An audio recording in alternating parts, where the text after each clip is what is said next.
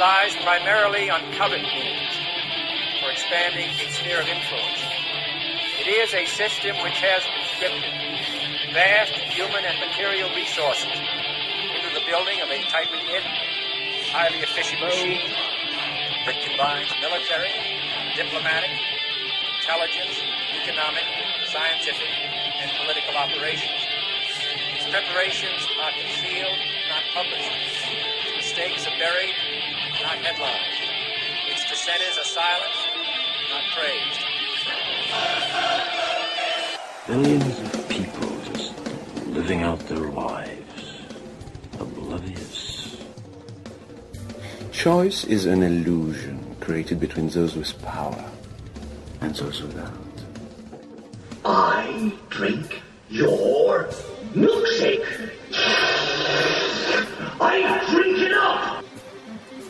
Thank you, John Larson. I receive your kind words on behalf of all of our courageous members of the House of Representatives who want the best for the American people. And what we can do that is best for them in the next 24 hours is to pass affordable, accessible health care for all Americans. The best for all Americans is to have 32 million more people to have health insurance in our country. The best for... Piece of stinking filth. Shh, you're saying against Shaw. This is AJ of the InfoWars.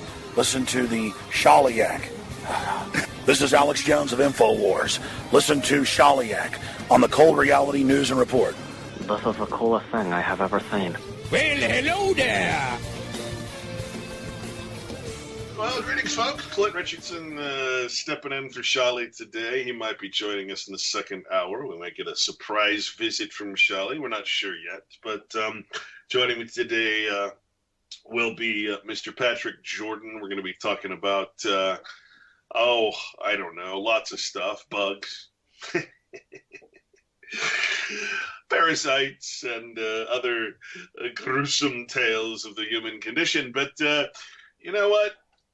I got to start off today with a little bit of politics because I just don't understand why. I don't know what do people think is happening right now.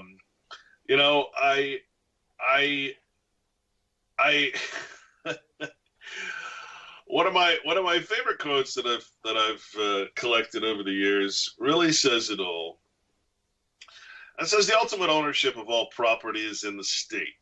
Individual so-called ownership is only by virtue of government, i.e. law, amounting to mere user, or those familiar with usufruct is the actually correct word. And user, that's you, that's me, that's any tenant, any public citizenship, all you people who think you own your home and own your title to your car and own this and own that. User must be in accordance with the law and subordinate to the necessities of the state. Ultimate ownership of all property is in the state. Individual so-called ownership is only by virtue of government. And this is one of the points I was trying to make last week at that ending of our show, that hey, no matter what you do, you are going to be beholden to some power structure, some state, or as I call it, some God, because God just means magistrate, which is anything from king to president to mayor to judge. All right. Now,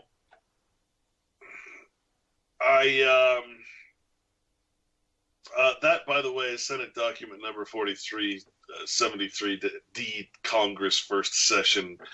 A little thing called Contracts Payable in Gold by George Cyrus Thorpe, and of course submitted to the Senate, so it's official record. April 17th, 1933. Lots of interesting shit happened in 1933, but most importantly, what happened in 1933 was the issuance by Congress of the ability for the president, both the president and the Treasury, from the Independent Treasury Act, to basically be dictators, and that's what we're seeing with Trump. I warned people that the only issue that should be talking about, the only issue that anybody should have been calling their senators and calling their congressmen, which is ridiculous, but the only thing that you should be doing is saying, hey, Congress, take back your responsibility for yourselves. Stop allowing the president to have this executive order power. Why do I say that Congress is responsible? See, we think that the president can just do anything. That's because we've been raised in an era where we've known nothing else. And I think it's pretty pathetic. What did I say? So the only issue on the table is the fact that the president has executive order authority, executive orders and presidential directives. Now, Congressman Patman in the 73rd Congress also stated that it will, as far as the money goes in the Congress, under the new public laws of 1933, the Banking Act, the gold standard, all that stuff, the money will be worth 100 cents on the dollar because it is backed by the credit of the nation. That's you, of course. You are the live stock of the nation. You're the peopled goy. It will represent a mortgage on all the homes and other property of all the people in the nation. That is a description of the money of the United States. Remember, the ultimate ownership of all properties in the state. Now, that gives us a little background into the mentality of this Congress and this nation, which is not as lovely as we might think. And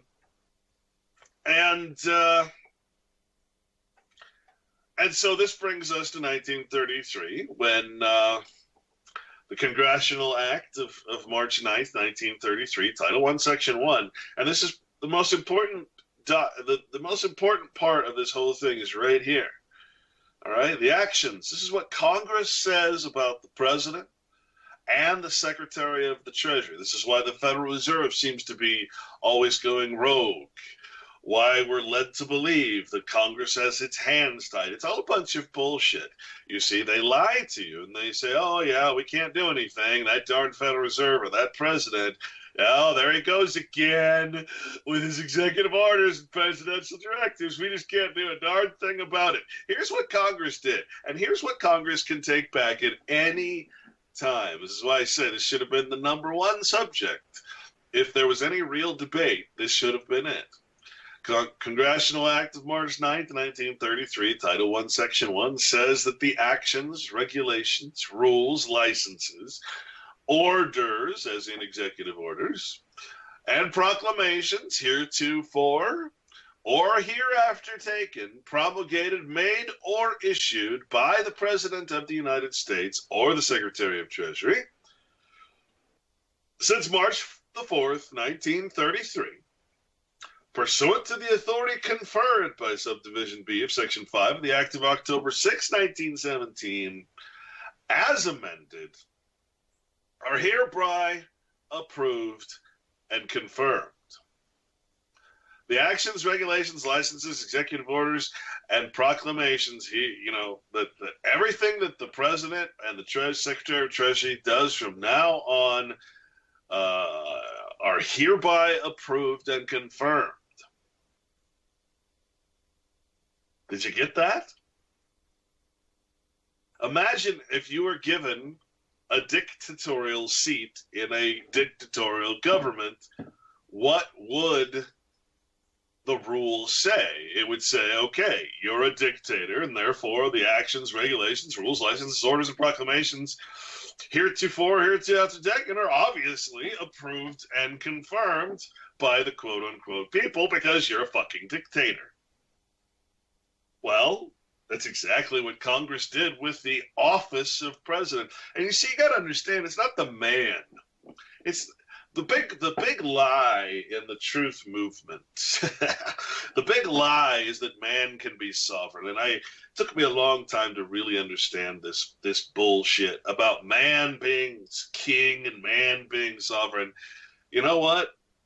If you do a little research, you're going to find out that the office of Pope belongs to the Holy See, to the corporation that is the Vatican.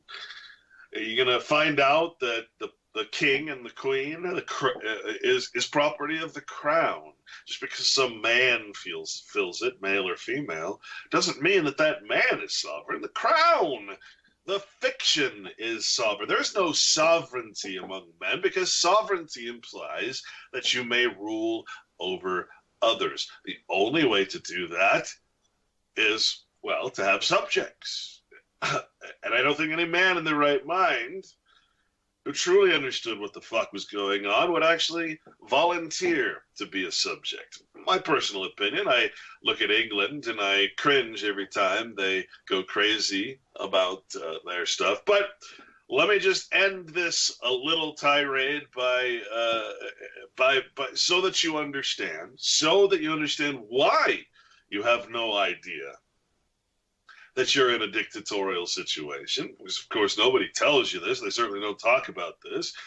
And when Trump or Obama or anybody else, Bush, issues executive orders, or when the Secretary of Treasury issues executive orders and allows the Fed to do whatever the hell it wants, well, remember that that's Congress, and Congress can stop this at any time. They don't want to. They're not in competition. That's a big lie, too. There is no right and there is no left, as Reagan even stated. There's either up or down. There's either freedom or not. There's either, there's a lot of crap going on. And so Congress got together in 1971. Excuse me, that's not right. Not 1971. They got together and they did the Senate report 93-549. They collected together and they said, we've allowed these guys to these presidents through the office, the property of government. These men have gotten their presidential suites, and they've been allowed to do these basically be dictators this whole time, starting with Roosevelt and truly starting with Lincoln, because the Civil War was not a declared war. It was actually couldn't be declared because the South didn't exist. If it did exist, then it would fall under all these conventions and war crimes. So they never acknowledged that the South existed because they were Confederates, right? Confederacy and conspiracy are the same word, you dumbasses. So we have lived our lives in our generation, and at this point, most people are dead that ever lived before this Great Depression, because this was 1933. Here's what the committee that formed that Senate document said. And I know I've read this before, but I really want to get this through your heads, folks. This is the power that Trump has. And not Trump, but the President of the United States, no matter who it is, no matter what you do, the President will always have this power until Congress actually changes it. Congress does this with so many things that it pretends that it has no power, but in fact it has all the power. It can stump Trump in 2 seconds if it wanted to by just changing and getting rid of this. But here's what they said about their powers of national emergency. The power to declare national emergency equals the power to fight a war, an internal war, if you will, against that emergency, not against the nation, not against the people, not against anything tangible, but against the emergency. The war on the flu, the war on drugs, the war on this, the war on that, the war on terrorism. By the war on terrorism, you can basically attack any country you want to because, hey, terrorists, they're everywhere. Those little fuckers, they're like little roaches, man. How do you stomp them out? And it's all a lie. Since March the 9th, this is Congress speaking, since March the 9th, 1933, the United States has been in a state of declared national emergency. In fact, there are now in effect 4 presidentially proclaimed states of national emergency. In addition, this is in the 70s, in addition to the national emergency declared by President Roosevelt in 1933, which brought on the New Deal and all that crap, We still had one with Korea, et cetera, et cetera. These proclamations, which, of course, is what Bush used after 9/11 to I should say Congress used through the president to do all that crap. These proclamations give force to 470 provisions of federal law. These hundreds of statutes delegate to the president extraordinary powers, presidential directives, and presidential executive orders, ordinarily exercised only by Congress, which affect the lives of American citizens in a host of all-encompassing manners. This vast range of powers, taken together, confer enough authority to rule the country without reference to normal constitutional processes. All right, now get that through your head, all you fucking idiots who say you're constitutionalists. If you do not know that since you were born, you've been under the state of national emergency, under a state of dictatorship, and that the Constitution, for all intents and purposes, means absolutely nothing when an emergency is declared and that executive orders overrule anything. There is no Constitution. It doesn't affect you in the first place because you're a product of the nation. You're not the product that made the nation. You're not the private people. So I can't get that. You know, I could spend half an hour going through that. Under the powers delegated by these statutes, the president may seize property, organize and control the means of production, seize commodities, assign military forces abroad.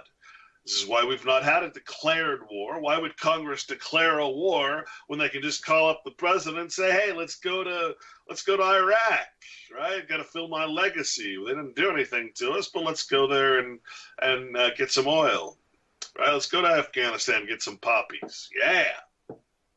Assign military forces abroad. No war, but we have a war on drugs and a war on sanctions. We had a war on oil, with a war on terror, a war on this, a war on communism. You can institute martial law. And guess what, folks? If martial law can be instituted, that really means that you're already under it. It's just not being enforced in any way militarily. They call it what we're under, military rule, which turns into martial law if it needs to. And that, you can read the Libra Code to understand why we're under military rule, why the presence of a military base in any state equals martial law, the marshals of law. President can seize and control all transportation and communication, can regulate the operation of private enterprise, can restrict your travel, which we just saw with the last executive order restricting travel to all foreigners, and in a plethora of particular ways, control the lives of all American citizens. That's what the president can do, thanks to Congress. A majority of the people of the United States have lived all their lives under emergency rule for 40 years, and now for 80 years, freedoms and governmental procedures guaranteed by the Constitution. Well, how can it be guaranteed if, what a stupid thing to say. In varying degrees, those freedoms and governmental procedures guaranteed by the Constitution in varying degrees have been abridged by laws brought into force by states of national emergency. And in the United States, actions taken by the government in times of great crisis have, from at least the Civil War, in important ways shaped the present phenomenon of a permanent state of national emergency. How does the president obtain and continue in his dictatorship, allowed by Congress, fully understood that Congress could end it at any time, but they don't, by keeping some national emergency? Even though we're not at war with Vietnam, we still have, or Korea, we still have the national emergencies regarding it. And so Congress got together in that Senate Report 93-549. I highly recommend you read it. And, basically decided, let's go ahead and keep it. We're doing so well with this thing. We can fucking pirate any fucking nation or any country we want that can't fight back because, we don't ever attack any of the first world nations. That would be improper. They might fight back. So let's pirate the third world. Let's just go kick the ass of everybody out there. Congress can just sit back and pretend like their hands are tied and, everything's fine. Congressman James M. Beck, speaking from the Congressional Record in 1933, lots of people were opposed to this. He was one of them. He said this vast range of powers taken together confer enough authority to rule the country without reference to normal constitutional processes. When you go to Black's Law or any place, you're going to find the national emergency defined, or a national emergency, is defined as a state of national crisis, a situation demanding immediate and extraordinary national or federal action. And in Brown versus Bernstein, a court case in D.C., says Congress has made little or no distinction between a state of national emergency and a state of war. Now, again, when I declare as president in that property, that office, that sovereignty, when I declare a state of emergency, I'm declaring it for all intents and purposes a state of war against that emergency, whether it's drugs or terrorism or Christianity or love or not Christianity, but Islam, whatever it is. Whatever it is, that's what I can do. What is a dictator? Dictator is a magistrate invested with ultimate power, unlimited power, and created in times of national distress and peril. Among the Romans, he continued in office for 6 months only and had unlimited power and authority over both the property and lives of the citizens, one in whom supreme authority in any line is invested, one who rules as dictator, and one who prescribes for others authoritatively. Wow, that sounds familiar. Gee, everything goes back to Rome. What a surprise. Of course, we discussed what we didn't say last week we meant to, was that inauguration is another word that goes back to Rome, naturally. Let's see if I can pull it up real quick here. Inauguration.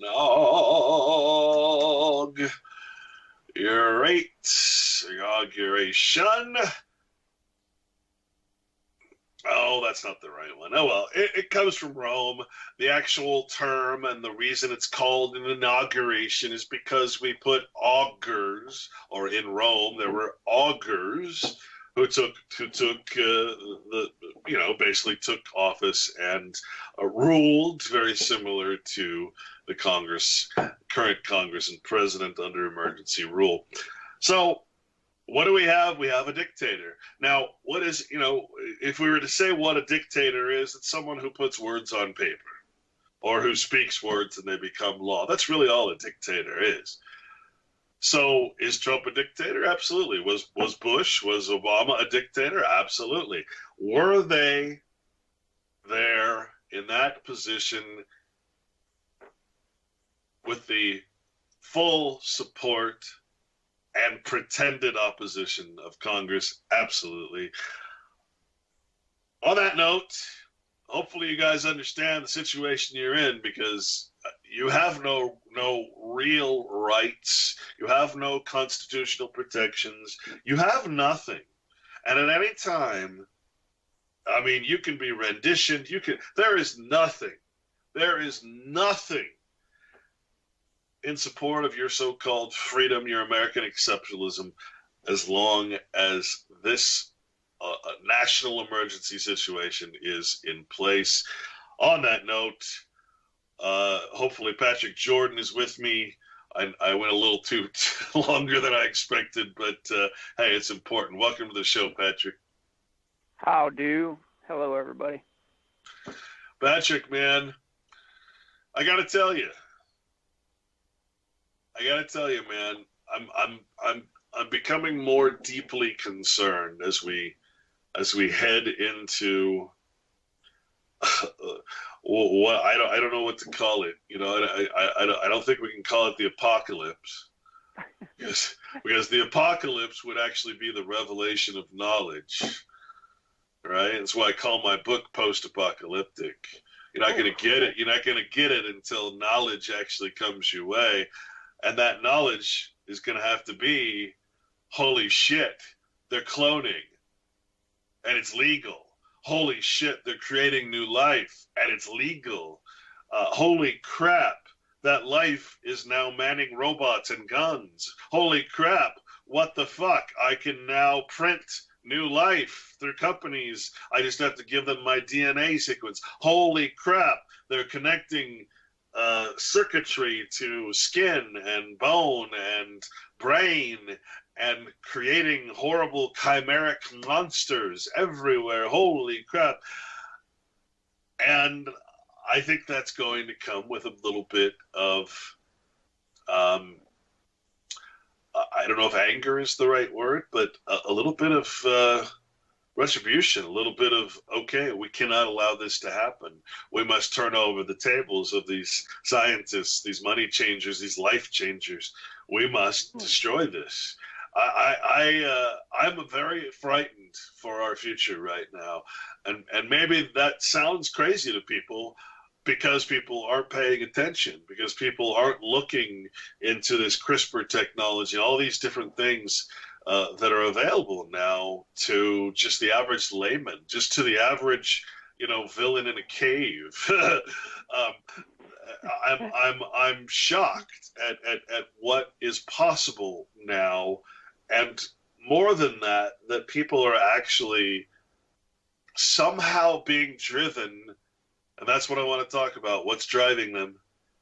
What's driving people to make this type of technology, to support it, to love it, to go out of their way to create it, to get it legalized, to get it licensed? Of course, license means a direct violation of the natural law.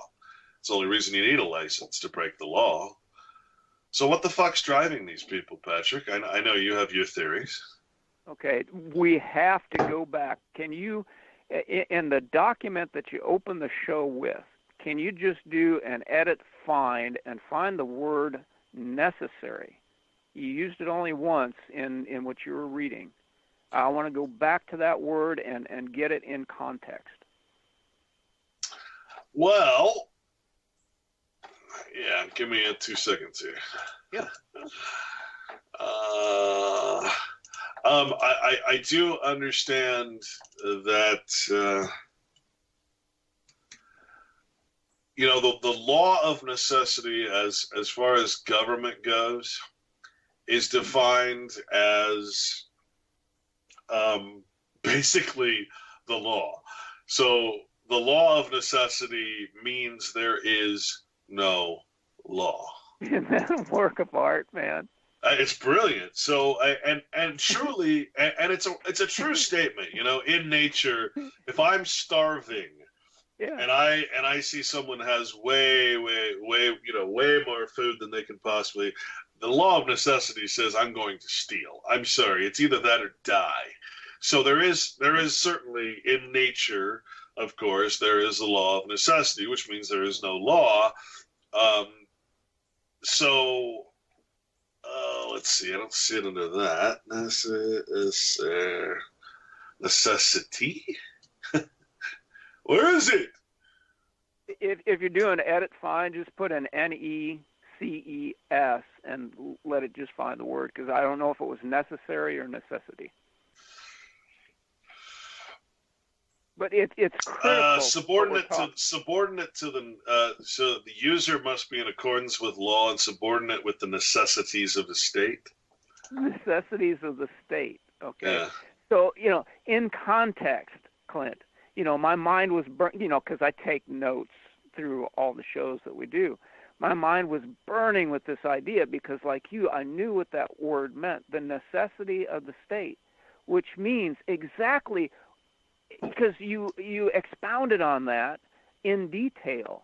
What you had said in your entire talk was there was no law because they had declared war, and in an emergency, what you had said later, like at the very end of your talk, was they were referring to laws in force. Well, force is the action of one thing on another to compel or kill it in order to create an action. And so this is it's the hand drawing the hand, that Escher drawing that you put on, We Are the People blog that you had. It's just a fucking dog chasing its tail. And so when you break it down to what some friends of mine always called the irreducible prime numbers, 1 times itself, no other factors, we're at war. And that's the point that I wanted to make. You don't have property because it was mortgaged. Why? For the war. You pay taxes. Why? Not for the privileges of living in a free country, because taxes are tribute to the occupiers. It's in Deuteronomy 22, I think. It's tribute. You're paying those that imprison you. It's like somebody that's in jail making license plates. Oh, isn't that funny? Well, and we can certainly see where the Bible, absolutely tells you, that Mark 10:42, and Jesus says to them, that they which are accounted to rule over the Gentiles exercise lordship over them, and their great ones exercise authority upon them. And then, of course, it tells you not to be not to let them be among you, and to the chiefest among you should be the servant of all. So it's telling you to get the fuck out from under these people that you're talking about. Luke 22, it says, the kings of the Gentiles exercise lordship over them, and they that exercise authority upon them are called benefactors. So who are the benefactors? Well, it's not us, as we've been led to believe, right? The benefactors of the trust are the people who set it up, not the people who are common goyim or Gentiles. It's very clear that that's the case. What does it say? It says, but ye shall not be so. He that is chief, should serve. And I appoint you a kingdom as my Father appointed to me. So the point is, again, get the hell out from underneath these benefactors, these people who, what does it say? What does it say earlier? It says, he who is surety for another will surely smart for it. Well, that means smart means be put in pain. It means, like you said, pay tribute to your masters. And how is it that we're under these people? How is it that this all happens? You got to remember, even though what I just read seems crazy and seems like, oh, well, that's, we're all prisoners of war. Remember, it's voluntary. No matter how much violence can be threatened, no matter what people can make you believe, this is all voluntary. City of Dallas versus Mitchell says the rights of the individuals are restricted only to the extent that they have been voluntarily surrendered by citizenship to the agencies of government. Whatever you think your rights are, really depends on which law you follow. If you follow the law of God, the natural law, then your rights come and are unlimited from nature, from God. If you're following the state, you believe in the president, you believe that you're a citizen of the United States, and that's the God you follow, which is, this strange God, the people, that doesn't actually exist. There is no actual the people. Why? Because it's a fucking plural. There is no people. I'm not a people, right? So, this sort of deity has been set up called the people that we are paying tribute to, and that of course gets divided amongst the individuals and amongst the government. And they're the benefactors. They're the ones receiving the tribute. They're the ones, not us. Not us. We are not the benefactors. We're the fucking slave race. The goyim. Let's do this from my perspective, which is always biology. A tapeworm lives inside of you, sucks your life and eats your food, and it is the benefactor. Now, because, and this is the reason, Clint, that I had to bring necessity into it, and if I can, I want to read from Black's second, the definition of necessity. If that is true, then if you know you have a tapeworm, what do? In modern medicine and in folk medicine, you poison the motherfucker. You kill it. You get it out of your body. And the difference is, this is the bifurcation in people's minds where they can't come to terms with what you're saying. They think, okay, Clint, you're telling us nice stuff and we're learning a whole bunch about the way the world is, but it's abstract. No, it isn't, because you just said the words. These abdications to outside authority are because you choose to, because the other choice is, and I'm going to say it, to kill the motherfuckers. But that comes with consequence. Now, if you kill a tapeworm and you do it successfully, there is not like a whole hive of tapeworms that's going to come to your house and say, hey, you killed that tapeworm without a license. Excuse me, sir. We're the tapeworm police, and we have reports of violence against other tapeworms. There's no court for tapeworms. You kill the motherfucker, and it's over. But in this situation, it's not over, because we're dealing with human beings that are, I'm going to say it, infected with something else. Well, and this can be a true statement. Let's go to the figurative first, though, because figuratively, if I want to kill, let's just say I want to kill my whatever office I can name. Sure. Right? What am I really killing? Figuratively, I'm only killing the badge. I'm killing the name, the flattering title, the thing that gives that man his perceived but false authority and power. I'm not killing a man. I'm not talking about murdering a man. I'm talking about killing, figuratively, an office. Right? That's a big difference between...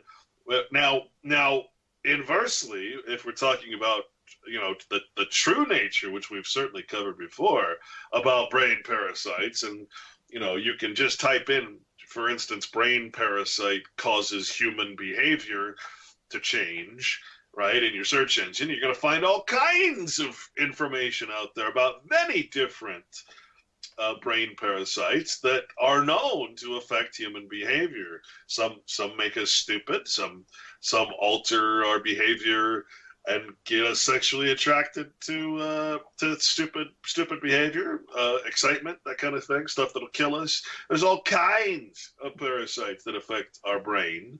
Rabies is also one of those that affect our behavior. So, there's nothing unprecedented about this. But see, here's my problem, Patrick. Like the legal system, like the misconception, the delusion that these things just exist, that they're out there, not because we believe they're out there, but because they've always been that way somehow, right? Right. That they're not fiction, they're reality. No, they're fiction. The problem is, in my opinion, the identification process. I went to my doctor long ago after being in the airlines and traveling, for free all over the damn world, 130 countries. You know what?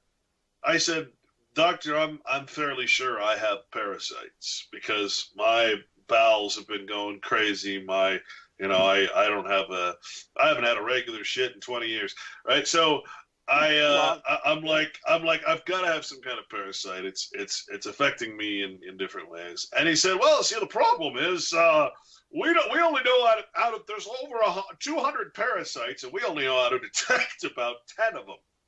Right. We only actually have a test for 10 of those parasites. So you can have any form of parasite, all these 200 different parasites that do different things.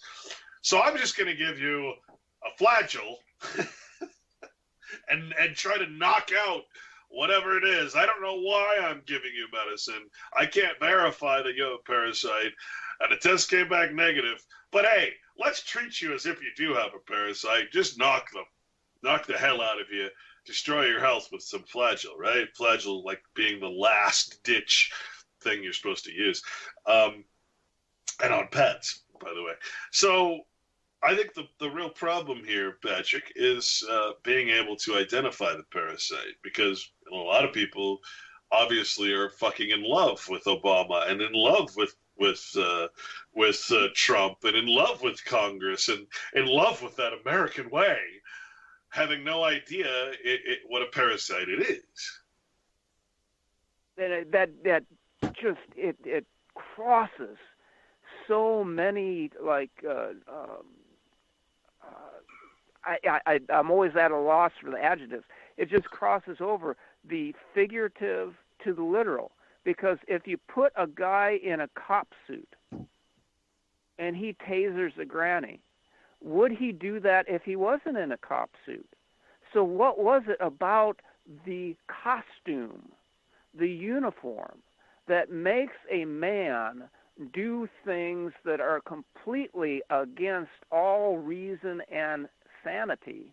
And that is an individual thing, because if there was a community that goes, hey, were you going to a fancy dress party? You could laugh him into embarrassment.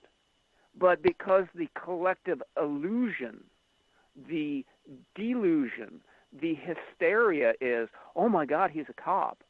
And everybody then, and this is why I say capitulation, abdication of personal authority.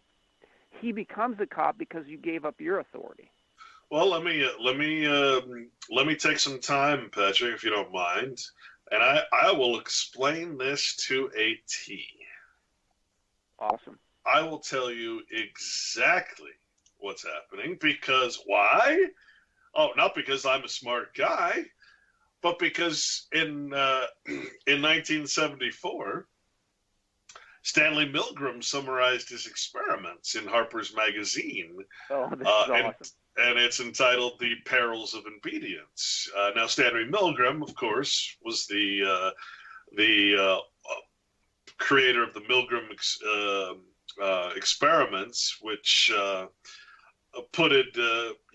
tested authority. The test figure was actually the authority figure, and the authority figure thought the patient was the test subject, but in fact he was testing people's ability to be what he called under the agentic relationship. In other words, when an authority figure tells you to do something, how far will you go even when you think someone is dying from from pressing a button and electrocuting them, is basically what he was doing. And he was testing to see how far people would go. And the results of experiment literally rocked the entire scientific community, and they tried to ban anyone from seeing it, because, I mean, this really proved that we are some seriously asshole people. I mean, literally, that we are suffering from a major agentic problem. Now, we've talked about agency. It's the same thing. Attorney, right? Awesome. The legal and philosophic aspects of obedience are of enormous importance, but they say very little about how most people behave in concrete situations. I set up a simple experiment at Yale University to test how much pain an ordinary citizen would inflict on another person simply because he was ordered by an experimental scientist. Stark authority was pitted against the participants' strongest moral imperatives against hurting others, and with the subjects or participants' ears ringing with the screams of the victims, authority won more often than not. The extreme willingness of adults to go to almost any lengths on the command of an authority figure constitutes the chief finding of the study, and the fact most urgently demanding explanation. Ordinary people simply doing their jobs and without any particular hostility on their part can become agents in a terrible, destructive process. Moreover, even when the destructive effects of their work become patently clear, and they are asked to carry out actions incompatible with fundamental standards of morality, relatively few people have the resources needed to resist authority. Now, that's Stanley Milgram, straight from the man. Let me read one other from the American Psychologist. Clint, was that first one in your book?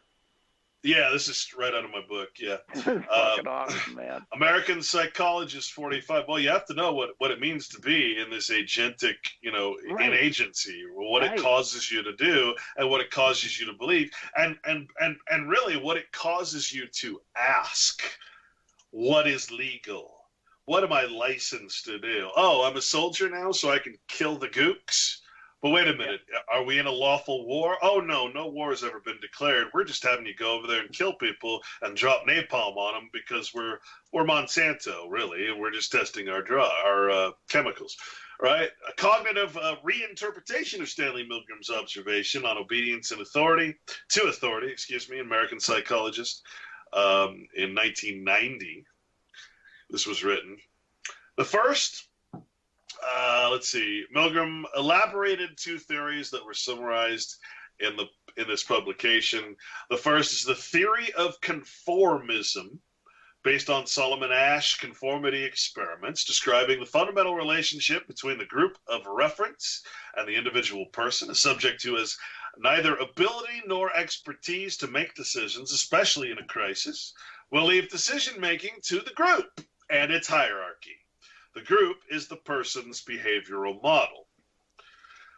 The second is that the agentic state theory, the agentic state theory. Remember, we're always talking about agency around here.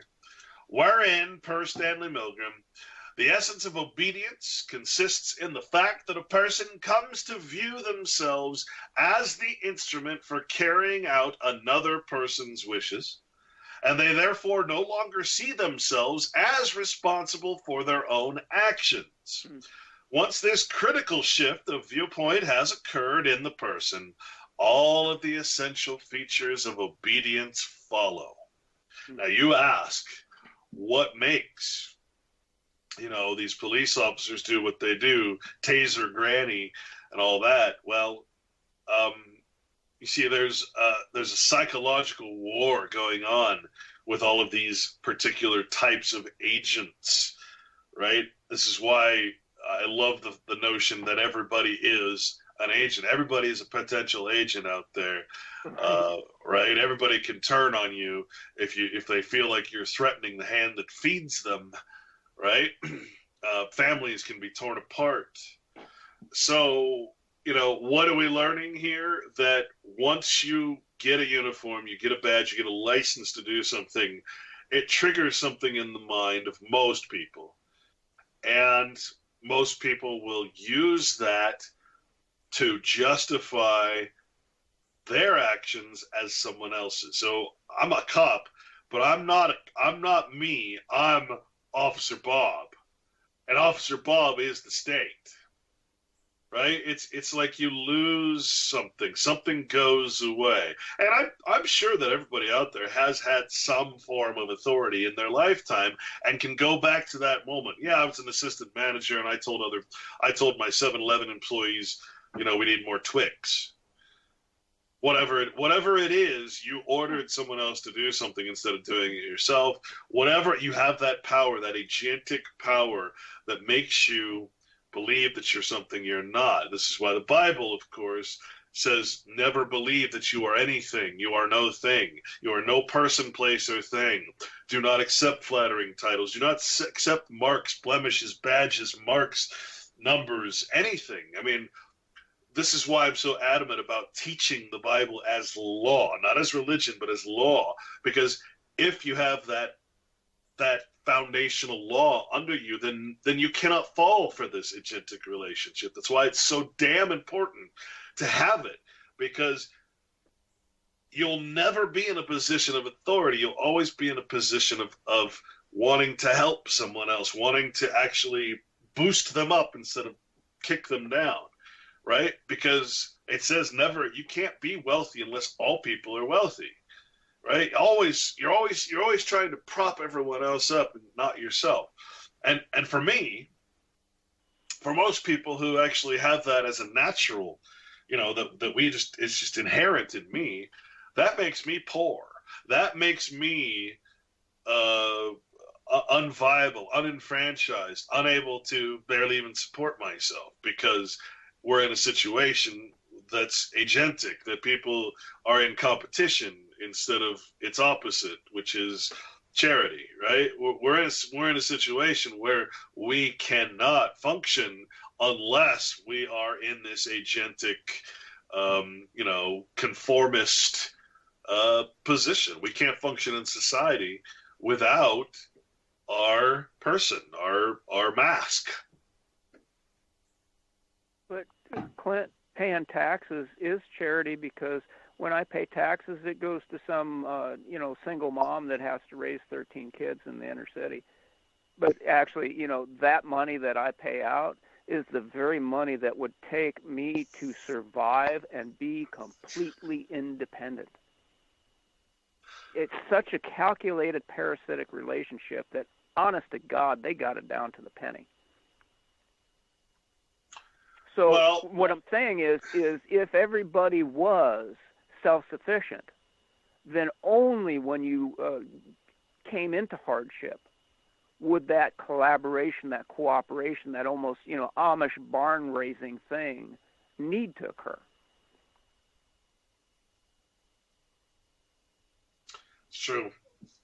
Now, we understand the psychological aspect of this, but I mean, again, there's also this very real thing going on that you and I are adamant about. In fact, I've had conversations with Daniel, for instance, where I'm trying to tell him, hey, don't be too frustrated if you can't get through to people. Some people will not ever hear any kind of message because their mind has been reset. Their epigenomic structure, their very purpose in life has been reset because of parasites. I firmly believe that. I firmly believe that there's a section of society out there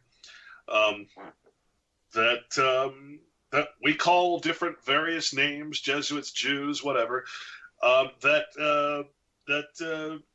cannot be without some interference, without killing the parasite or finding it first and then killing it, that cannot be turned around, that cannot ever be have a foundational law, because their intent and purpose has been altered. Just like any bug, any animal, any of the 80% of life that's parasitically inclined, and all of their victims out there. I don't think people really truly comprehend that most life is being driven by parasites out there. So, because this is one of your favorites, and you and I have our top picks, but you in one show had brought up the spider, the orb weaving spider, the worm weaver, that is pretty much gutted. The bug is like the true definition of a zombie. It's not something resurrected from the dead, but it is an organism on its way to death that is still functional because the parasite has so taken it over, rewritten its nervous system, that it actually weaves a web specifically for the parasite. And that's what we're looking at in these human beings. And after that web is weaved, the parasite then gestates and comes out like the alien in the movie Alien. And what I'm trying to say is there was no hope for that bug. There's nothing in medicine, physics, or spirituality that could bring that spider back. Well, and here's why. Go ahead. Well, I was just going to say, otherwise, that spider is part of nature. It's doing as if you will, it's designed to do. It would spin beautiful, not so beautiful to flies and even birds, but it would spin these beautiful webs, these intricate designs that are, again, harmonious with the notion of its intent. The intent is not good or bad. Its intent is to have a Sunday meal, right? And so it spins, it does this beautiful, intricate design. Likewise, as so many people have commented, we should always strive to speak in verse, to speak parabolically, to speak beautifully, if you will. We should always strive to do things that are in harmony with nature, not what we currently do, not build, concrete jungles, this kind of thing. But something's interfering, something, whether it's figuratively through the agentic relationship or literally through the parasitic, literal, bug in the brain kind of relationship, something is causing us not to be beautiful. Something is causing us to be very ugly and evil, for all intents and purposes, to be competitive, to love everything but our source. And that's a very, very frightening thing. And this is why I think we're so adamant that it's one thing to talk about the theory. It's another thing to say, well, is there a way to test this? Is there a way to actually come up with something that will say, because like I said, that doctor said we have no way of testing for parasites, let alone microscopic ones. Oh, yeah. Right? So what's the test, man? What is, I know we talk about psychopathy, right? Psychopaths and all that. Well, maybe they're not psychopaths. Maybe, I've seen evidence now that prions are the cause of schizophrenia. I'm seeing all kinds of things that have to do with these parasitic things. So, what? Go ahead. I'm sorry. Oh, no, that's fine, because, I wanted to share with the listeners, you and I have conversations for the past, 2 or 3 years where we have, our little phrases that bring a smile. And one of it is the thing test. And you had brought that up to me. It's like, what are you talking about? Well, the movie The Thing, where they take a power cord and they stick it in a petri dish and this silly foam would just pop right out of it and show you that culture was the alien. Right. So according to Rebecca Carley, she goes, in a paraphrase, because we weren't all in on this conversation, but years ago she says, you don't need a test. You just look around, and if people are evil, you know that they're fucking infected, man. So let's look at what this compelling force is, because we have to understand our relationship to the biology, and then we can formulate an action against it. So because it's coming close to a break. Well, it's not such a foreign concept. I mean, these things plug in.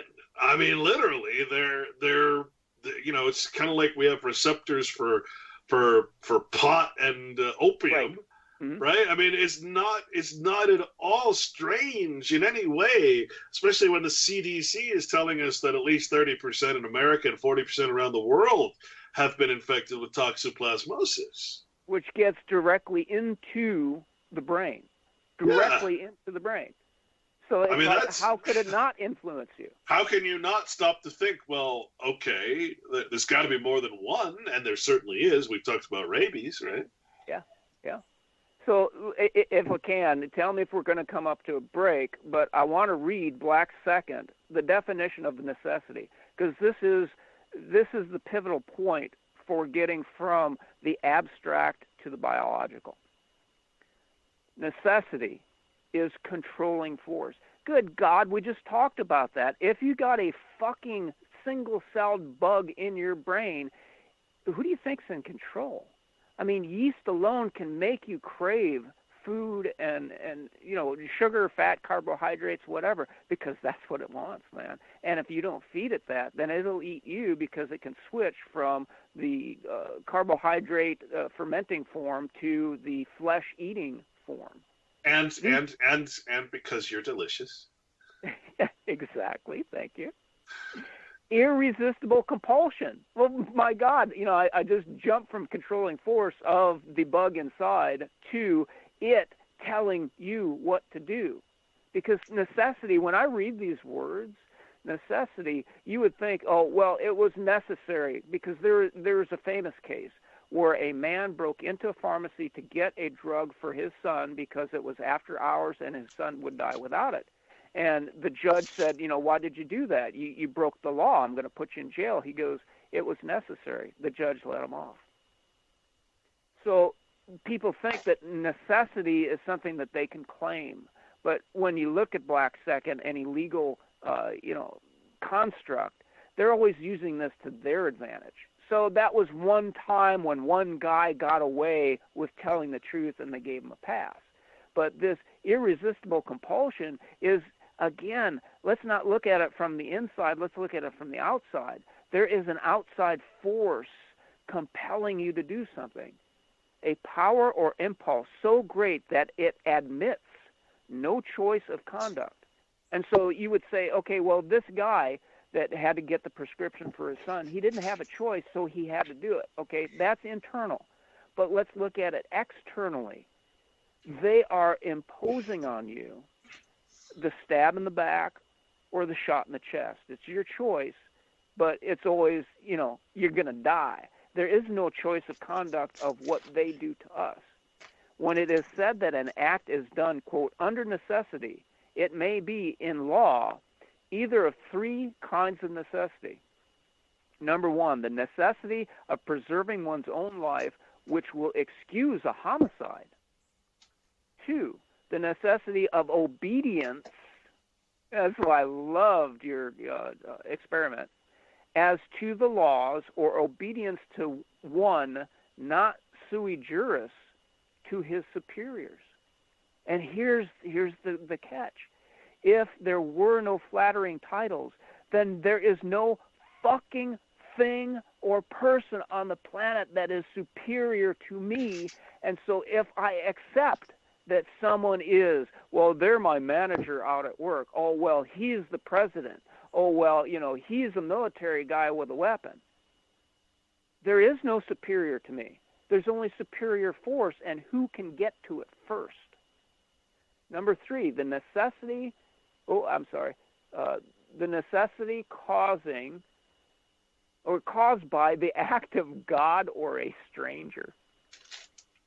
And you gotta invoke Clint Richardson of God being defined as nature itself. So here we go. The necessity of weaving that crazy snot piece of web hanging from a single thread because there was a parasite in you that had gutted your nervous system and told you what to do. That's like the God. That is nature, maybe unnatural, of the parasite telling the insect what to do. But how is that different from the people? See, when you go into biology with no respecter of persons, then you go, oh, that was just a spider and its parasite. Yeah, but you said like 30% of probably North Americans, probably 80% of the French have toxoplasmosis. So you can't go, oh, well, I'm an American, I don't have toxoplasmosis. Man, if you got cats and you don't change the litter box within 24 hours, you have toxoplasmosis, and you didn't even need to eat red meat. I mean, undercooked red meat. So this is how Black then breaks this down. A constraint upon the will, whereby a person is urged to do that which his judgment disapproves, and which it is presumed his will, if left to itself, would reject. My God, Clint, That's the description of the entire premise of this show. We don't want to do what we do. If we had a choice, would we do the insane things that humanity has been blamed for, polluting its own planet, poisoning the oceans, poisoning the air, killing people? Would you really do that? Where the hell is that coming from if you wouldn't? Well, I mean, and if you were a parasitic life form that enjoyed oxygen-free environment and, in other words, anaerobic, or aerobic, if you were a life form that had some semblance of planning or a purpose, would you drive people in an organized fashion, if you will, in a hive mind to do exactly what people are doing today? How many science fiction movies have been written about this? All of them. Stories, I should say. Right. Well, you take the science fiction element into it, it becomes really scary. I mean, it's very frightening. Then you start taking the religious or sect type of the Gnostics and what was the other group that talked about the Gaia spore, the space eggs, the space parasites that came in from space and infected everybody. Gaia spore, which is the spore of the earth. You could bring biblical shit into. I mean, you can really go all out with. The point is, it explains our behavior, and I found as I'm looking into it, it's the only thing that explains our behavior. I don't think you can go far enough with this agentic thing to get to the point where people are doing such stupid shit. I just don't think, to destroy the environment, to destroy and keep it secret and there's something, I don't know what to say, because one of the most common questions I get whenever I'm trying to tell people something, and it's a question you just can't answer. It's a great question, and it throws a fallacious curve into the conversation, and it's a great way to not have to think about it, because you've just asked an unanswerable question, and that is, well, if we didn't go to the moon, how come everybody keeps such secrets? Why don't the astronauts talk about it? What about all the people that worked on the space program? Why didn't they talk about it? And it's a perfectly reasonable question. So why isn't anybody talking about it? Why, is there what the hell are we supposed to think, Well, how do you answer that question? Why is nobody talking about it? Well, the next sentence, Clint. This is Black Second, the definition of necessity, and this was, I think, a case. The citation was Wharton. It's either a case or a dissertation. A man, therefore, is excused for those actions which are done through unavoidable force and compulsion. And again, Clint, when you break this sentence down, you might think, okay, well, that applies to the guy that broke into the pharmacy. Nobody was hurt. It was just, property was injured. He stole the prescription and he saved his son's life. So you can excuse him. And anybody with reason would say, yeah, that's reasonable. Of course, you would peel it back and go, well, they created the disease in his son, and they created a profitable prescription drug, so it was all fraud and flash in the pan anyway. But if you just use the premise that a guy acted out of compulsion to do something for a noble end, then that's excusable. But what we're looking at, because I always say turn it around, these law dictionaries weren't written for you, they're written for the controller. A man, therefore, is excused for those actions which are done through unavoidable force and compulsion. Well, everybody in NASA, all the astronauts, they were compelled either by their quote-unquote fictitious government or the bugs in their head to put on this pageant, this fraud, and therefore in their minds, because they were working within this hive agentur construct, their actions are forgivable. So why would they even talk about it? Because everybody was in on it, man. Then we go to how do we resolve this, Clint? Because, I don't like to talk about things the way they are and get everybody all depressed and not have an answer to it. Necessity. Homicide by necessity. That's the way they write it in legal terms. A species of justifiable homicide because it arises from some unavoidable necessity without any will, intention, or desire, and without any inadvertence or negligence in the party killing, and therefore without any shadow of blame. I have a tapeworm, I take the remedy, I shit it out. As for instance, by virtue of such an office as obliges one in the execution of public justice to put a malefactor to death who has forfeited his life to the laws of his country. Well, okay, let's put all the legal shit aside because my world is biology. I'm an officer of my own body. I've got 70 trillion cells to organize and maintain. If I got a tapeworm, then I issue a warrant of death on the tapeworm, and I will carry out that law, that order, that decree, and I will kill that fucking tapeworm. But the law must require it, otherwise it is not justifiable. So let's look at the law. You're always saying, Clint, that God is nature. If nature is a thing, then what is this necessity? Let me go back because I just want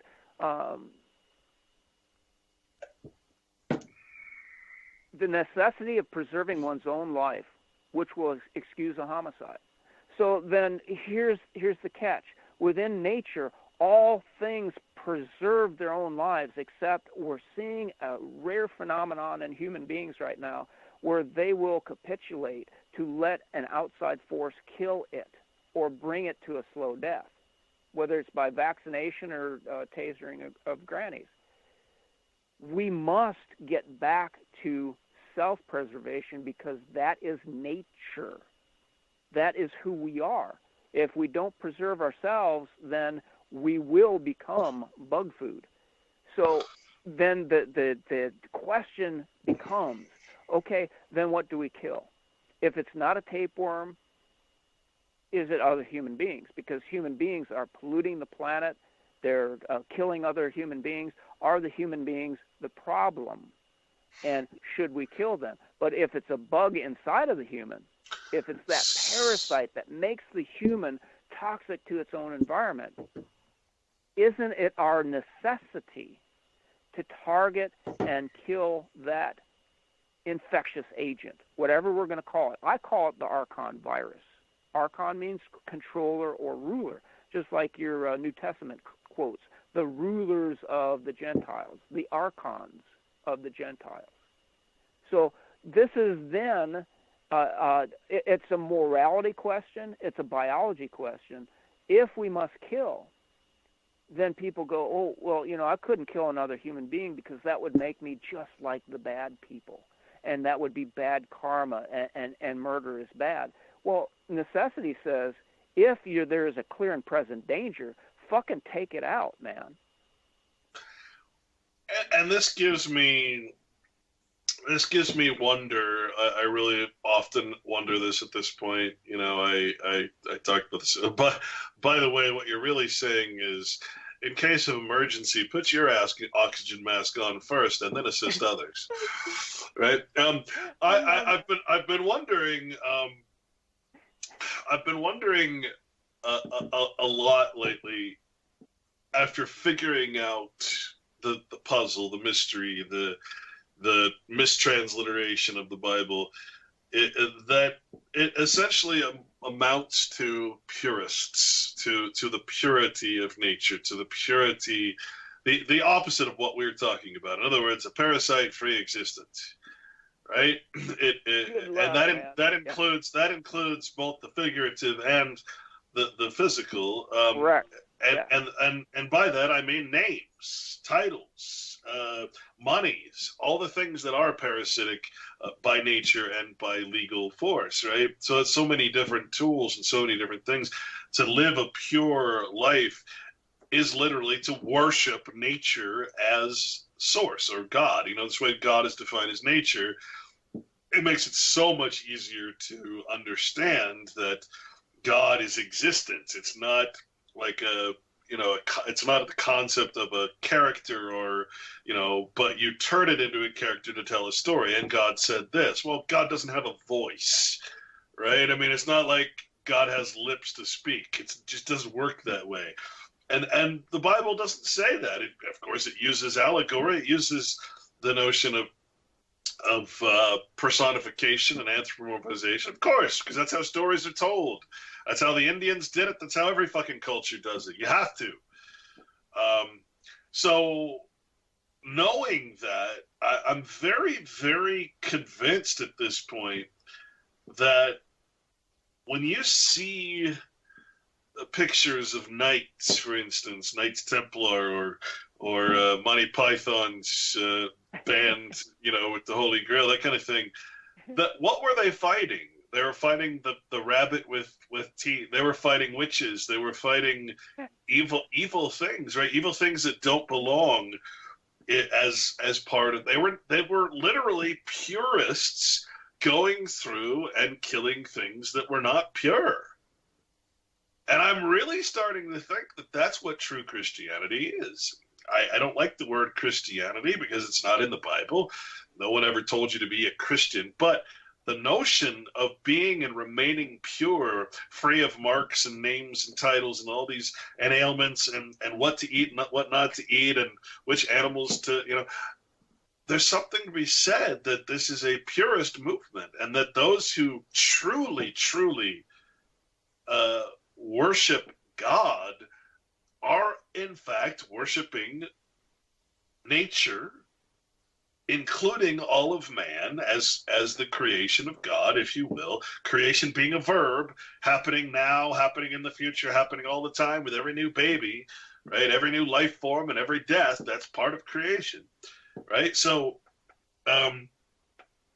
it seems to me that what is going to happen is exactly what the science fiction novels tell us to. And I don't think people are going to really realize it, unfortunately. I don't think people are going to comprehend that what they're really doing is becoming nature worshipers. In other words, people who value the source, value the original design, if you will, of things, and who want to kill, who want to destroy the power of men who might be parasitically influenced or just might be agentically influenced, whatever it is, who want to create a new world order, a new world law, a new world life force that will destroy, ultimately, the original design. Even though the original design is always going to come back, doesn't mean man's going to come back from his own, idiocracy.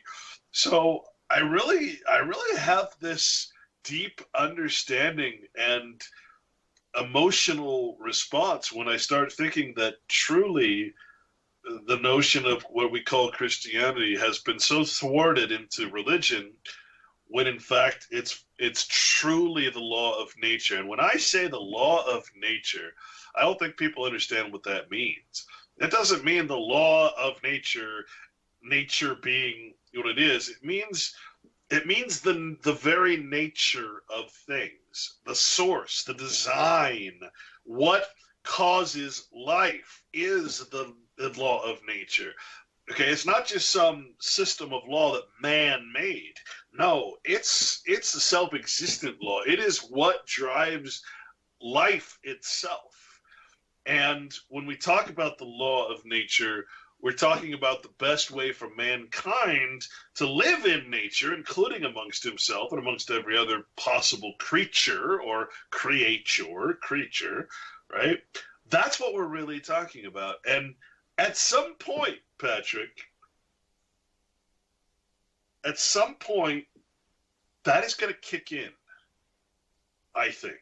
And there is going to be a separation of peoples, and there is going to be a true war, very similar to what the Bible talks about, which is the war between, man and chimeras. Oh, wow.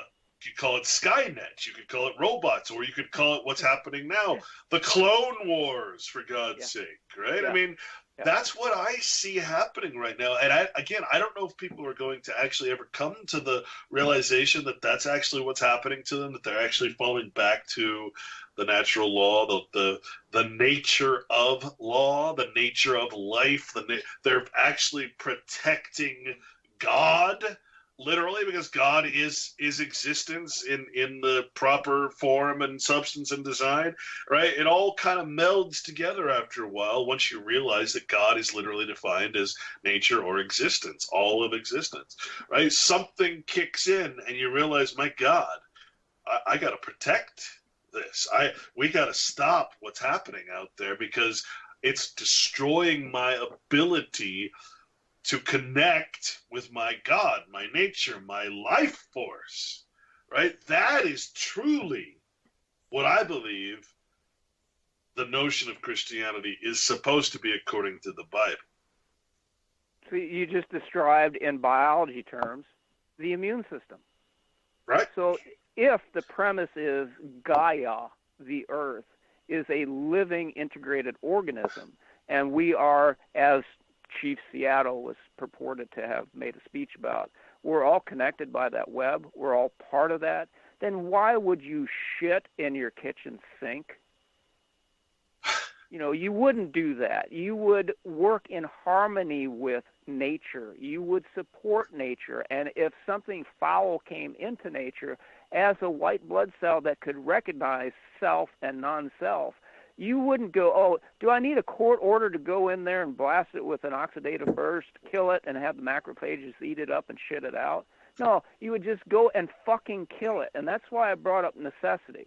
Now, like you said, Clint, this could be figurative or it could be literal. It could be figurative. Let's kill the offices. Let's kill the flattering titles.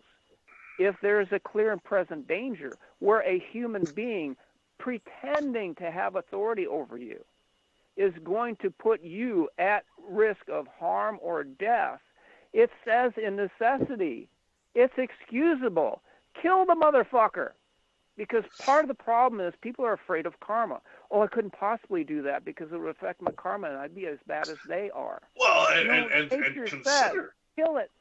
Consider that for a moment. The Bible says that we must become the sons of God. We must follow Christ's example and follow the law like Christ did, right? That's all it is, just an example of how to follow the law, right? So it says we must become sons of God. Well, what does that mean? Well, when you actually look up the word son, it means law. It means word. It means the word of God. We must become the law of God. What does that mean? Right? It means that if you live on a planet, Clint, and it is your life support system, you have to protect that planet because you are the immune system. You are. Nobody's going to do it for you. You're the fucking killer hunter cells. You're the T cells, man. You're the immune system. And we have been taught a law that is anti-Christ, anti-immunity, anti-life, anti-law. And I don't think people are going to grasp that until it's too fucking late. So I think you're right. I think we're saying the same thing here, that we gotta become the law. We gotta become the sheriff. We gotta become the police. We gotta be the macrophages, the cholesterol. We gotta be the good guys. But we're not, because we're not following the law. We're not saying no, that is anti-God, anti-nature. No, you can't do that. No, you can't make clones. Man is not supposed to create or recreate, right? I mean, at some point that's going to kick in. At some point that's got to kick in, and if it doesn't, then the only thing I can say is there must be some invisible thing that is preventing that awakening, and whether that's parasites or whether that's nanocomputers that they've, same thing. A power or impulse so great that it admits no choice or conduct. Right, People are being compelled to do this. So let's take a look at this, because you brought up the whole like genetic engineering thing. My pre-show notes were about sorcery. In sorcery, you use stones, herbs, and animals. Okay, let's just break this down. What's in a vaccine? Stones, because stones are elements. They're mineral elements. There's mercury in a vaccine. What are herbs? Well, I had to look up my own list in my first book, ICD 999. Peanut oil, for God's sakes. How could an entire population develop allergy to peanuts if they didn't put peanut oil as an adjuvant in vaccines? There's also saponins, which is a soap component from plants, and soy peptones. They use it as a growth media. So we got stones and herbs and animals. The vaccines are grown in eggs, and they're fed baby cow blood. Okay, so how is this not sorcery? And back in the day, Clint, from the 1300s forward, all you had to do was whisper that somebody was a witch, and without any fucking evidence, they'd be popping people into the community ovens. Right. So here we got clear and present danger. I'm going to shoot this evil potion into your baby. And it's like, number one, why wouldn't you protect your baby from that with any force and means necessary? Right. And I'll tell you why. Because when you prevent your baby from being stung by that nurse or doctor, then the entire hive, CPS and the cops and goddamn military come out to protect what? This is what we have to get to. The clear and present danger would be the nurse, the doctor, the police, the CPS, the government, and the what the hell do you call it? The commander-in-chief, the president, because this entire system is that integrated. The president is an agency now since 1947, but it is the commander-in-chief of what? The military. So all these executive orders, the only way that the word order comes through is a military order. And so we are like completely immersed in the hive. And this is, Clint, this is the part where people have this cognitive dissonance, and they defer to that study that you said of just going, okay, the authority is too great.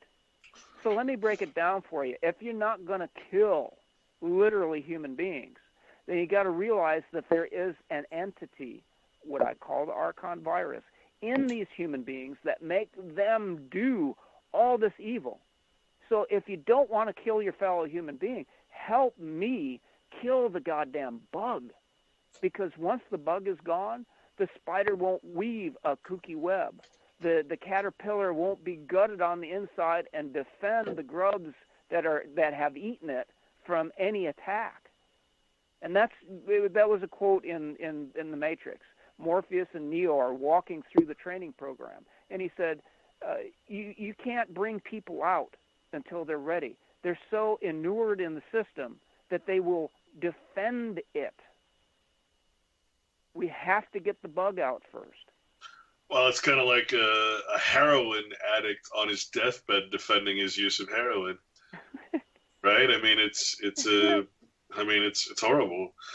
By the way, folks, you're listening to UCY.TV, to what is usually the Shaliak Show, and I don't see Shali online, so I guess he's not going to join us, but that's okay. And because we're putting out disclaimers, I will say this. You mentioned earlier, shitting in your sink.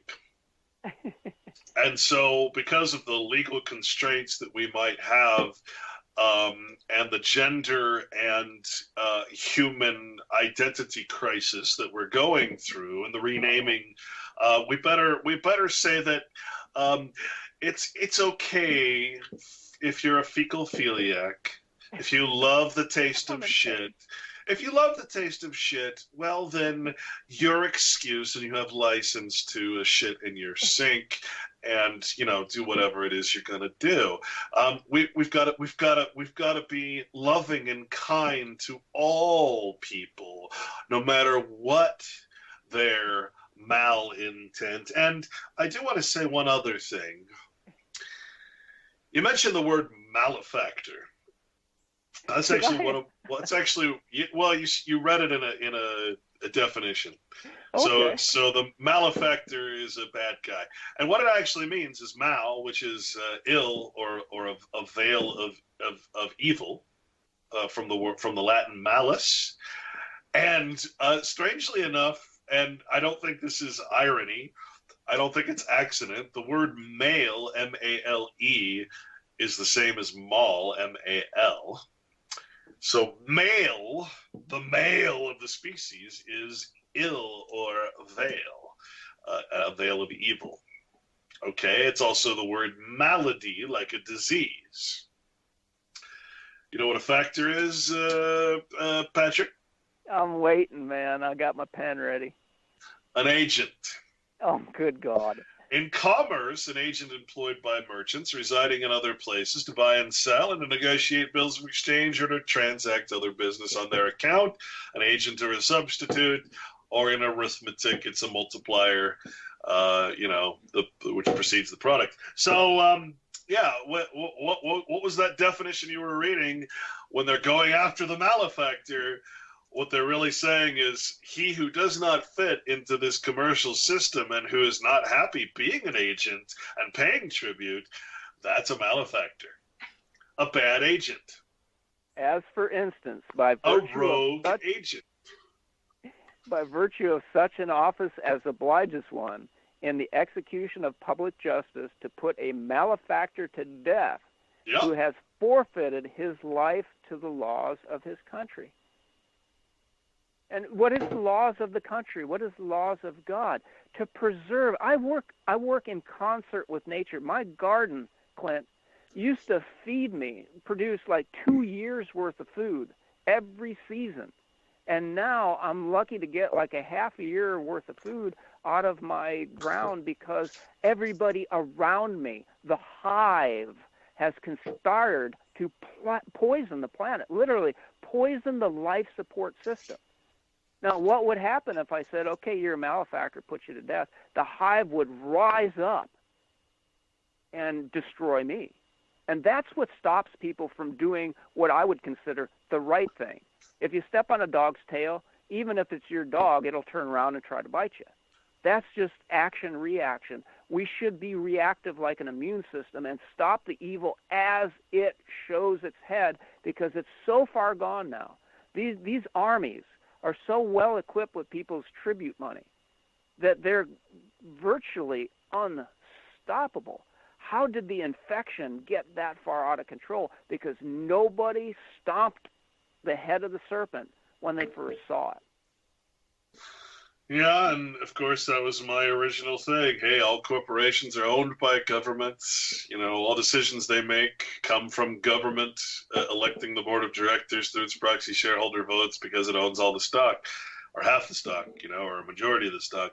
Yeah. So, you've got literally corporations are just agents for government. And they do what government tells them because they exist because and only within government. Maybe you're just a shitty gardener. That's right. Right? 40 years of experience, diminishing returns. It's all about me.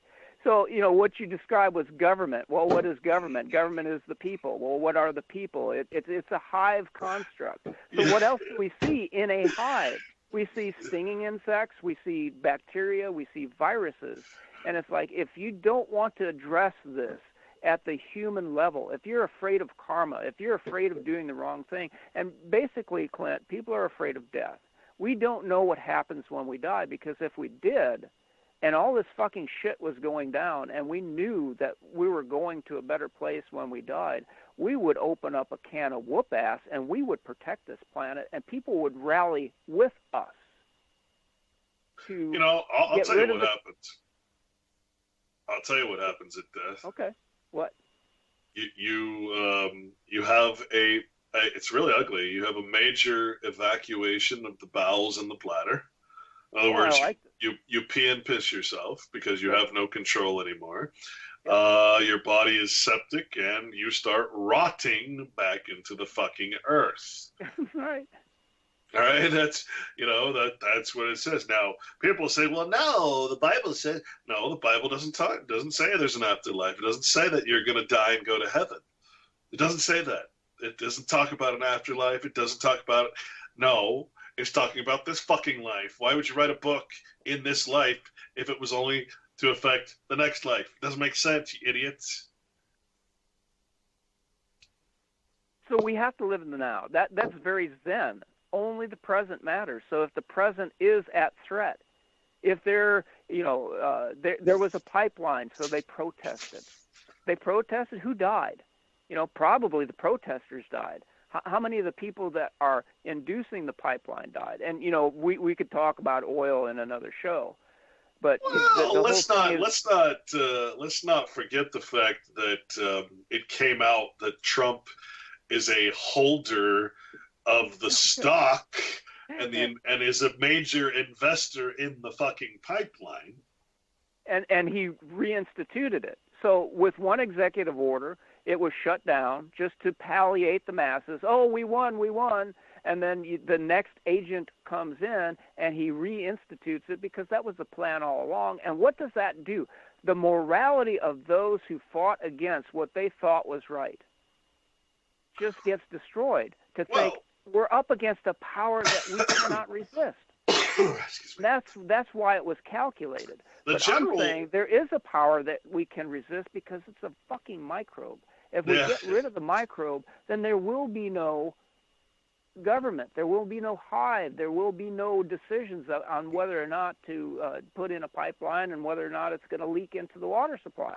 And the general rule has always been, it's probably changing now because people are stupider than ever. It is 3 years is a good amount of time. You come up with a bill, people discover it, they start acting out against it, start campaigning against it. Suddenly you have a global or a local or a national movement against some law that they want to pass, and they'll say, oh, okay, you win.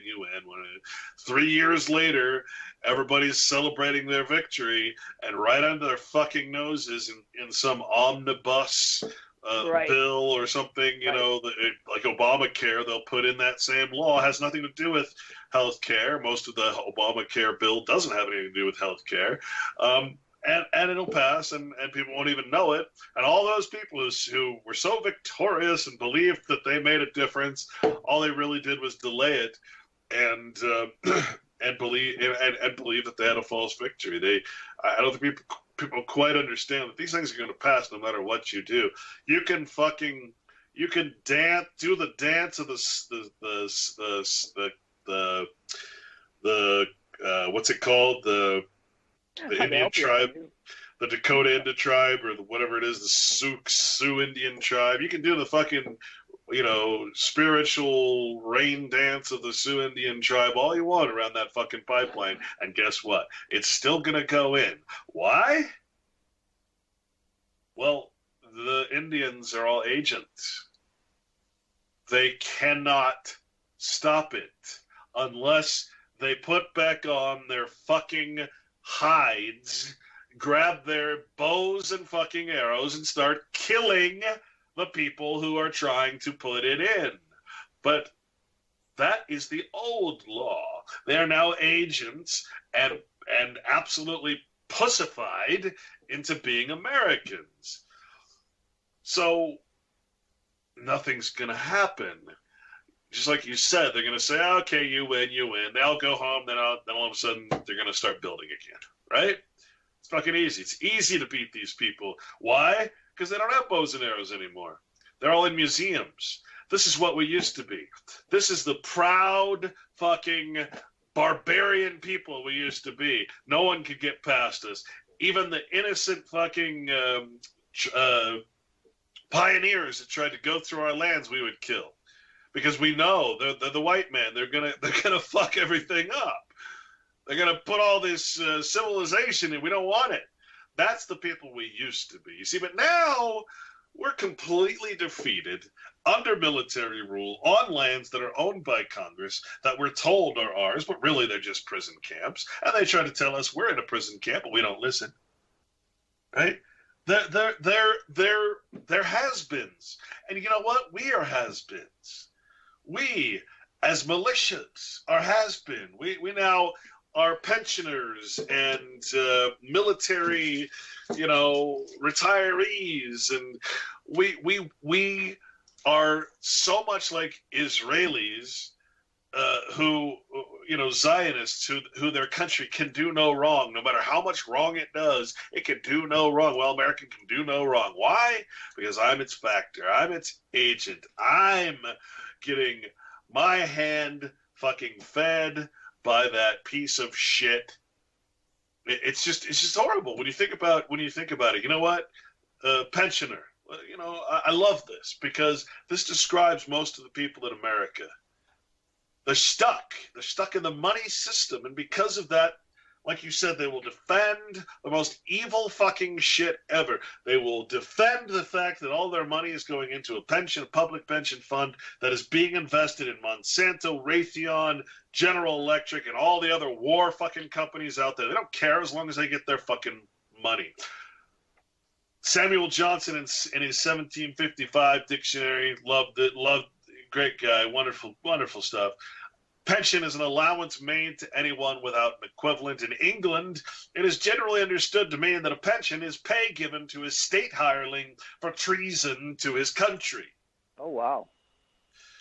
Pensioner is one who is supported in Black's Fourth, one who is supported by an allowance at the will of another. A dependent. What does that mean? It means you're on fucking welfare, you idiots. And you know what? It's almost entirely taxpayer money that goes to pay your pension.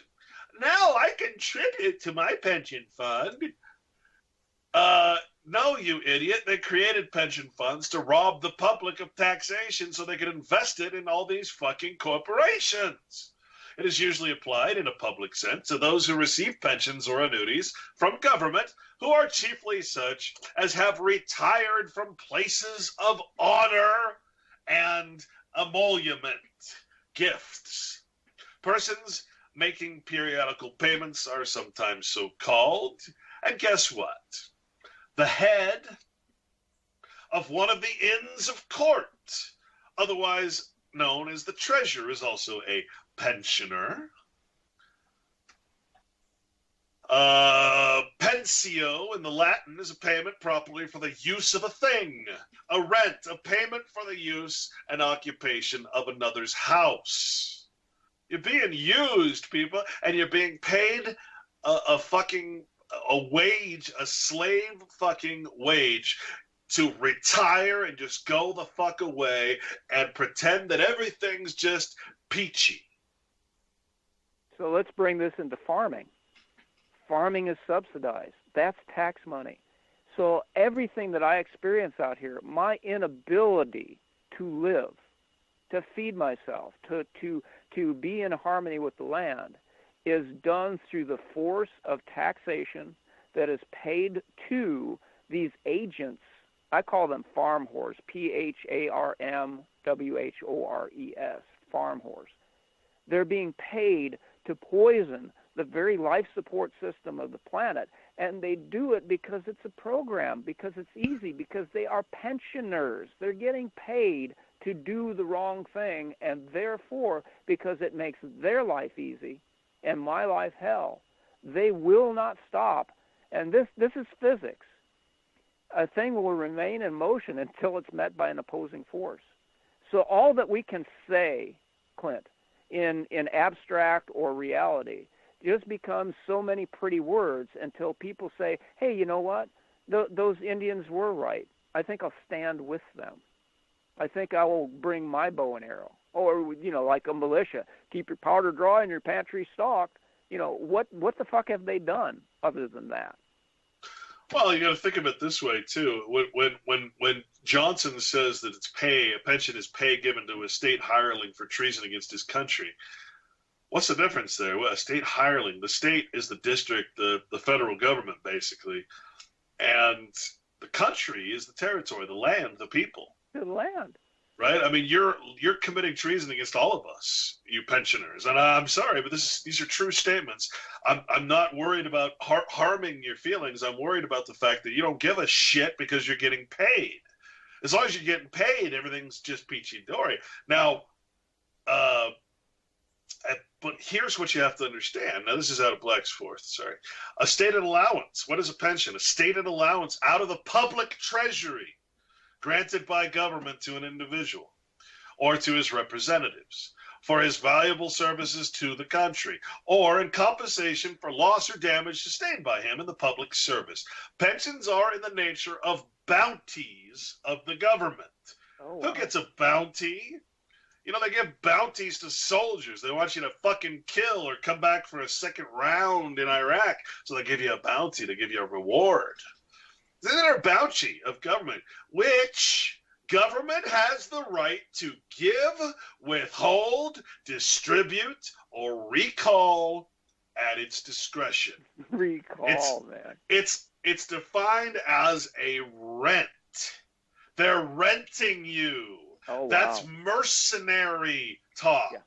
An annual payment made by each member of the Inns of Courts. So the attorneys actually have to pay. So I can't stress this enough though, and I tried to warn people years now that your contributions to pension fund are no longer your monies. As soon as that pension fund or that state goes out of business, as soon as the United States declares bankruptcy, or any state or any county or any city that you're involved in with these pension funds, they have the right to give, withhold, distribute, or recall that at its discretion. You are on a bus, and as long as that bus is full of gas, full of artifice, full of belief, and full of peace, which is good commerce, then you're great. As long as these corporations are allowed to expand and kill the fucking world, you're great, because that's what you're invested in. You're invested in all the banks, all the foreign corporations. That's what you're invested. You are the reason that these things exist. You are the reason that globalism happened. Okay? That is pensions. But I really want you to understand that at any time, your little payoff, your little treasonous, reward that comes to you every month while people are starving and while you're complaining about actual charity to the poor, which is hardly anything compared to what the taxpayers pay in the billions for fucking pensions. Guess what? That can end at any time because they don't give a shit about you. You're no different than any fucking soldier out there who is not being taken care of by their government, who is not being taken care of by that shitty system of healthcare that's set up for soldiers. I'm sorry, you're no different than them. As soon as they're ready to drop you like a fucking hotcake, they will. You are not secure. You are not safe. You have no protection. You are criminals masquerading as heroes.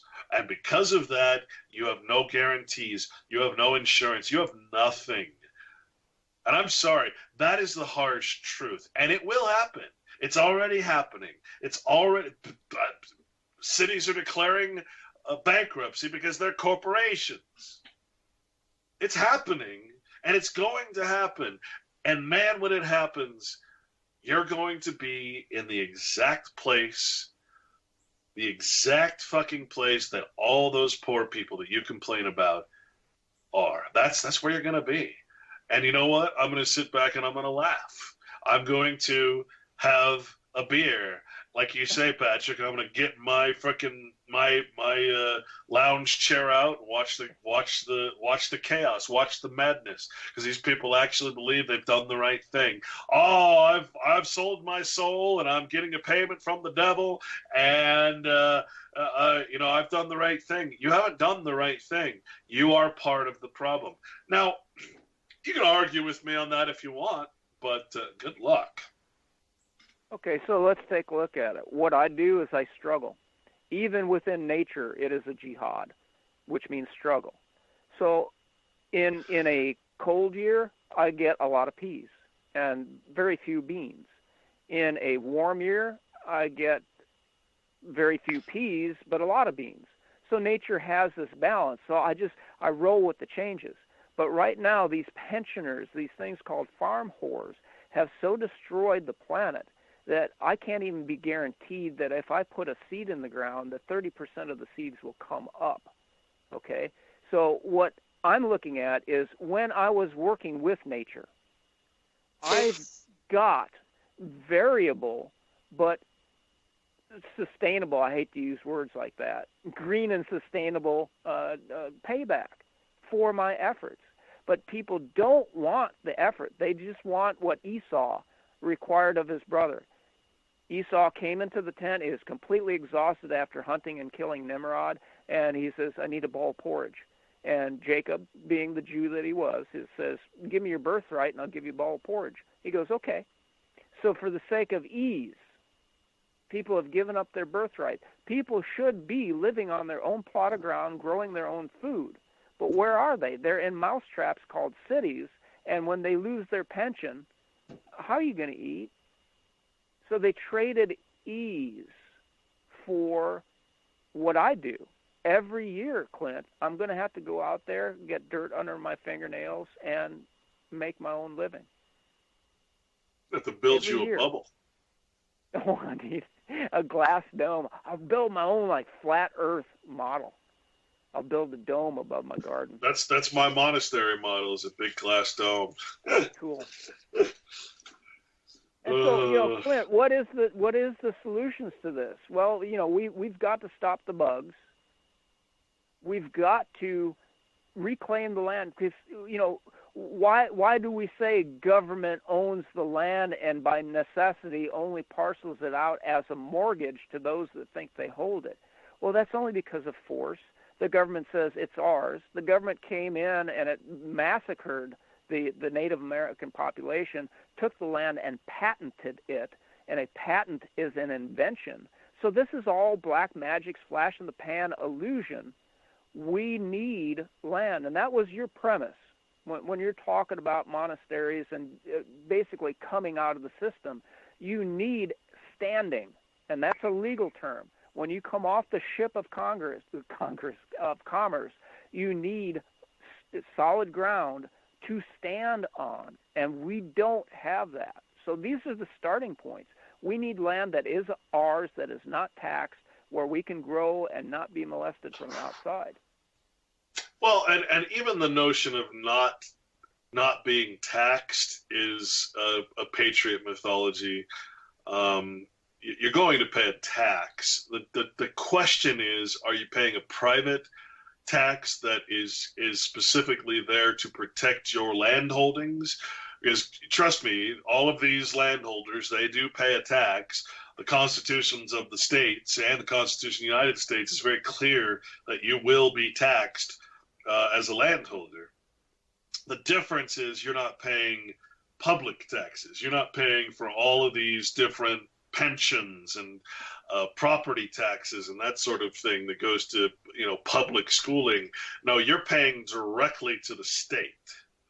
You're not paying the federal government, you're paying the state, right? And the state thus protects your rights as a private landholder. It does not protect any of us. In fact, its armies are there to protect the landholders against us. We're the domestics. We're like freaking maids and shit. We're domestics. We're that, read the Constitution, folks, and then read the definition of a domestic. You're going to find out that the United States is protecting the landholders, the people, from all threats, foreign and domestic. Well, what the hell is a domestic threat? It's the entirety of the public population, the United States citizenships. Right? I mean, wake up. Wake the fuck up. Because those domestics, if they claim, because a right, according to the protocols of Zion, rights are that which is taken by force. So if the people took back the land, and you don't have to be greedy, this is what you're talking about, cooperation and charity and just taking what you need. If they took back the land, then those landholders would be under threat by domestic terrorism. That's what they consider us since, what was it, 33, when the banks called the quote-unquote citizens enemies of the state, Trading with the Enemy Act.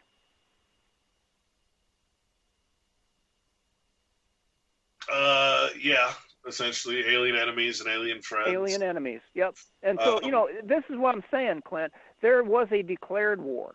There were undeclared wars. We're at war. And so what do you do in war? Do you just lay down and say, okay, let the tapeworms eat me? Well, yeah, so this goes back to the Constitution protects me. Oh, I'm a citizen, therefore I have rights. No. A state of emergency is equal to a state of war. And under the law of necessity means that there is no law. Okay, so you cannot sit there and go, you're not going to stand in front of the fucking tank, the fucking army, and say, excuse me, gentlemen, but I'm a citizen of the United States and I have rights. Oh, what do you think's going to happen? Well, I mean, this is the ridiculousness of the agentic mentality that we've been put into. No, I'm special. I'm from the United States. I have rights, right? I mean, that's like a slave telling his master he's not going to pick cotton for the day. Rights are that which is taken by force. So if you are not imposing your rights outside of yourself, then you merely have privileges. And then in a state of war, the Constitution is suspended. Well, so what they'll call you is an insurgent, and which we're is taught proper. Yeah. We're taught that insurgents are bad. We go over, we step into someone's territory and sovereign country, we start shooting up the residents of that country, and we call them insurgents. Oh, they're so bad, those insurgents. Well, let me tell you what an insurgent is. It actually comes from the Latin insurgent, in insurgo, and it means to rise. Oh, wow. In opposition to lawful civil or political authority. A person who rises in opposition to civil or political authority, one who openly and actively resists the execution of laws. Well, who's the executioner of laws? Well, that's the executive office, the sheriff, the president, etc., the governor. Also see insurrection. An insurgent differs. Now, this is where it's important, you see. An insurgent differs from a rebel. The insurgent opposes the execution of a particular law or laws. The rebel attempts to overthrow or change the government. All right, so we're all sitting here going, no, we don't want a pipeline. But we're not rebels. We're not trying to overthrow the government because it's putting in a pipeline. We're insurgents, you see. And insurgents, they can be flicked away like fleas. The rebel attempts to overthrow or change the government, or he revolts and attempts to place his country under another jurisdiction. All rebels are insurgents, but all insurgents are not rebels. Interesting. So think about that next time you say, well, we got to go kill the Muslims. We got to go into Iraq and Afghanistan and Pakistan and Iran, and we got to kill all those insurgents. Who are the insurgents? They're the people that are saying, why the fuck are you in my country? I'm going to fight you tooth and nail because you're a rebel trying to overthrow or change our government. See, we're the bad guys. And that's what people feel. It's just an immune system response. They're not us. Get rid of it. It's always biology, Clint. And so what we're talking about is the hive has induced people to cooperate towards its ends, this compelling force. It's working towards a program, and it's been pretty damn successful at it. So what needs to happen then is if human beings are cooperative animals, then why aren't we cooperating towards, and I don't even have words because you took peace away from us, towards tranquility and harmony and balance and working with nature. Why aren't there cooperatives doing that? peace is the opposite of war. War happens when commerce comes to a halt. They need to, right? So what is peace but good commerce or open commerce? Well, what if you change commerce into charity, open charity? Oh, okay. Suddenly, how do you block that up, right? Well, with money. But, that's true peace. Now, the peace they talk about is legal peace, which is completely different. It's always the opposite of the true meaning of the word. We're at the end, folks. Thanks for joining us today. Shelly will be back next week. Take care.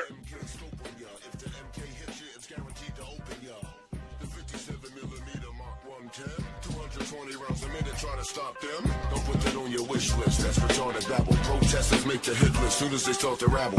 They are nothing but fishes in the barrel. It doesn't have to be Christmas for a carol. Some decorate with ornamental decorum. Some perform Shakana on Hanukkah and Purim. That's where my job come in. I am a blessing to the mercenary. For the corporation selling weapons to them. Any potential competitor step into them. I'm authorized to knock them out and stick a GPS into them. They want to sell uranium to Iran. That's enriched, that's a bitch. Now we gotta teach them lessons.